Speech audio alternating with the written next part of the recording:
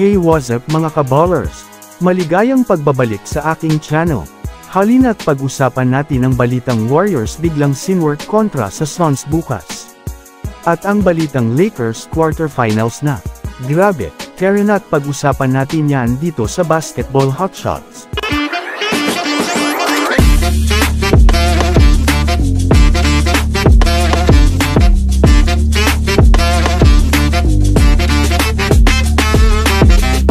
At dahil nga po mga kabowlers sa pagkakapanalo ng Lakers kaninang umaga, kontra sa Utah Jazz ay bukod nga sa nakagawa na naman, si LBJ ng panibagong record ay may isa na naman nga pong magandang balita sa Lakers. Sa ngayon nga po ay number 1 na ang Lakers ngayon sa in-season tournament na sila nga po ang kauna-unahang kupunan na nakapasok na sa ngayon sa quarterfinals.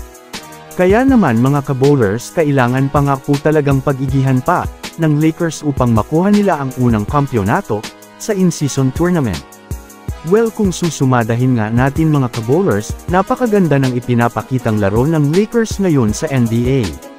Bukod nga po sa umangat sila sa standings ng Western Conference, ay naging number 1 pa nga po sila ngayon sa in-season tournament sa West A bracket.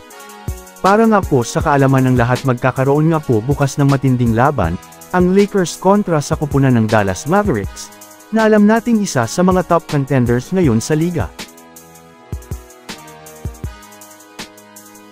Samantala ako naman nga tayo mga kabowlers sa balita patungkol sa koponan ng Golden State Warriors.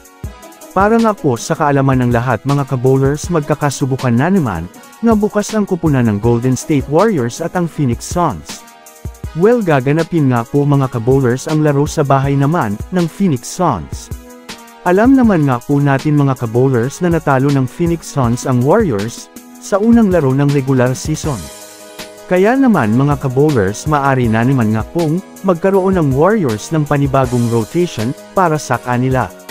Ayun nga po sa pinakabagong impormasyon na lumabas ngayon mga kabowlers, ay kumpirmadong hindi pa nga maglalaro bukas itong si Bradley Beal na isa sa mga star caliber ng Phoenix Suns.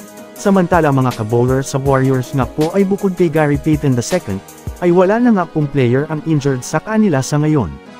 Bukod pa dyan mga kabowlers, malaki nga po ang tiwala ni Coach Steve Kerr, na makakabalik nga po ang dating laro nitong si Klay Thompson, kaya naman abangan na lang natin ang magiging bakbakan ng Golden State Warriors, at itong Phoenix Suns. So that's it for today's video mga kabowlers.